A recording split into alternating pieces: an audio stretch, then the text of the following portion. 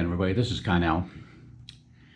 This video you're about to see is considerably different from what normally I would be putting up. Normally you'd be seeing me traveling to the search area, meeting with a customer, and then doing some searching in the water. In this particular case, I got a call from a young lady by the name of Nikki. And she and her husband were swimming in Lebanon Reservoir, which is a reservoir southeast of me here, about an hour drive away. And, well, no, about 2 or 3 weeks ago now. And she lost her wedding ring and engagement ring. And about, she said anywhere from about 3 to 5 foot water at that particular time. When she contacted me, she said that she had been, saw on my Facebook page where anybody had any questions or needed some help in searching for their rings, I would gladly give them some information and help them as much as I could over the phone, and I did. In this particular case, they had gone out to purchase a metal detector themselves and had been searching for it for well, you'll see in the video, about 40 hours, and hadn't been able to locate the ring. And when she called me, after about 10 or 15 minutes of getting her calmed down a little bit, and hearing what her problems were, I said, Nikki, why don't you come on over? I will help you with your machine, setting it up, getting you set up so you can know what the machine was telling you. And also I realized at that particular time that they were out there with a kitty litter little plastic shovel trying to get their ring out of the muck and everything in the bottom of the lake with that. And I said, so I'll loan you my scoop, one of my scoops.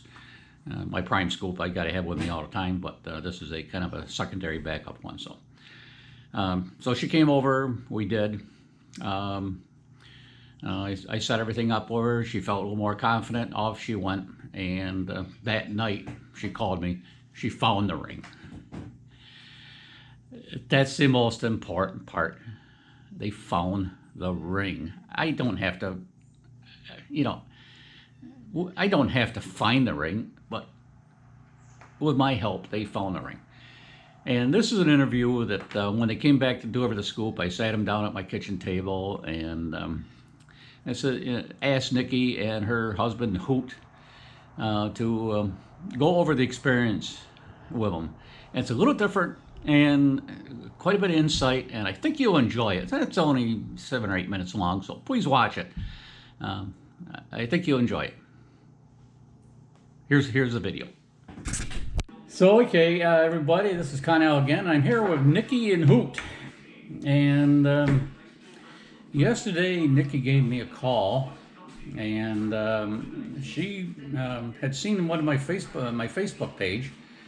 And on my Facebook page, I besides telling everybody that I will come and search for your rings, she had seen that, if you have any questions or anything, please give me a call. Maybe I can help you.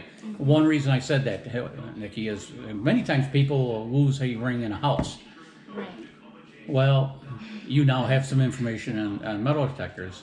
And losing metal detectors are not going to work in a house. Mm-hmm. There's too much metal. No. There's nails. There's copper wiring. There's aluminum piping, et cetera, et cetera, et cetera. But that's one of the reasons. I mean, I can help you, even if you're lost in a house. I'm not going to come look for it.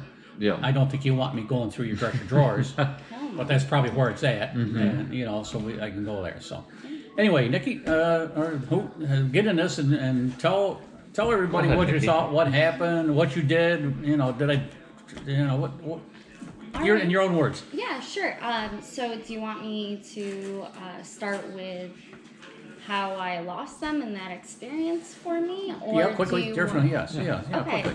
Yeah, because everybody's going to have the experience. Yeah, I mean, if the appeal to women, I think that this story is something that happens to a lot of women who end up calling you, is like you were speaking to me just earlier, walking out with the water's just too deep for me, and I start freaking out. Everything's touching me, and so I start waving my arms, and my rings are smaller in the summer, or my fingers are smaller. Yes. The rings are the same. And you're in the water, and you're going to lose another half size. So yeah, it just slipped off, and so my husband immediately rented scuba gear, and we tried doing it ourselves without the metal detector. And the following day, we purchased a metal detector, and he did all the research to find it. And then we went out, and we didn't really know a lot about metal detectors because it's pretty intricate. The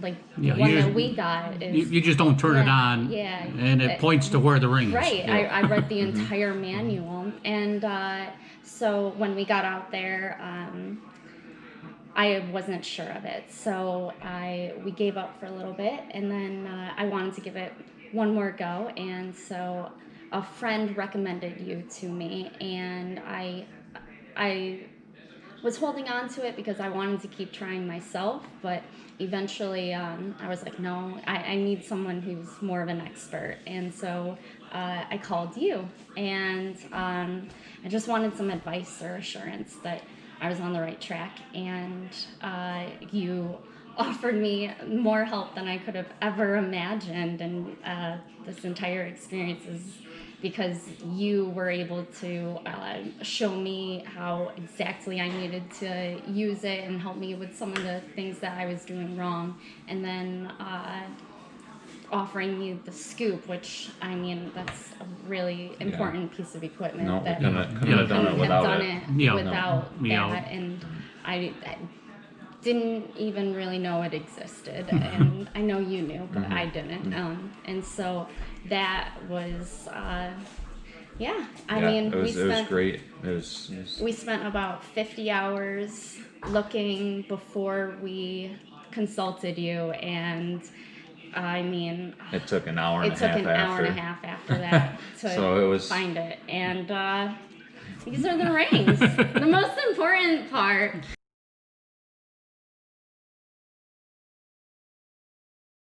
That is a beautiful ring, too. Yeah. That is a beautiful ring. Yeah. That is, my God, that's a... Yeah, so... got some bling. There's a lot of bling bling in that ring. Yeah, I mean, so the engagement ring was the first one we found. After we spoke with you and you showed us everything about the metal detector, then we went out and spent about an hour and a half total. I found the engagement ring first, and by I mean I found it, and then you used the scoop, and I brushed it in with my foot, and you had rocks and whatnot on the bottom, didn't you? Oh, it was in 5.5 feet of water, so it was over my head, and so I was on my tiptoes, and I was like holding on to with like everything I could, just to like scrape rocks and everything else I could find into the dang just thing. With the hard bottom, it was a lot easier just to use it and if it's a real hard bottom, you can push stuff into it. I've done that. Push stuff into it, and we brought it up, and sure enough, there it was shining, and what did that feel like? Oh, it was great. I swear I felt it with my foot when I brushed it, and I could feel that it was what I was looking for. It was insane. The ring was talking to you. Yeah. It was. Yeah. Oh my God, it was. It was insane. And when he pulled it up, one of the holes in the sifter, the diamond was sticking out in my face. Like, so the ring said, "Hi, Nikki, smiling, I'm back." It was smiling at me, and it was so shiny. It was.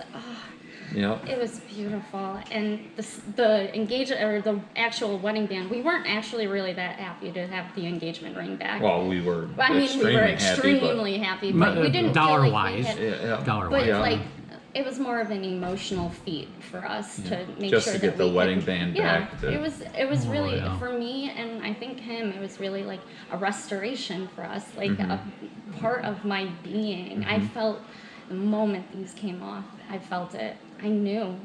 And he asked, like, is it in the water or is it somewhere else? And I started to question myself, but I'm like, I know they are there. They are right where we know they are. And he found the second one with the band. I didn't even see it come out. You Yeah. said you had it, and I Yeah. was just too happy. Yeah. I was already starting to get out. It was Yeah, cold.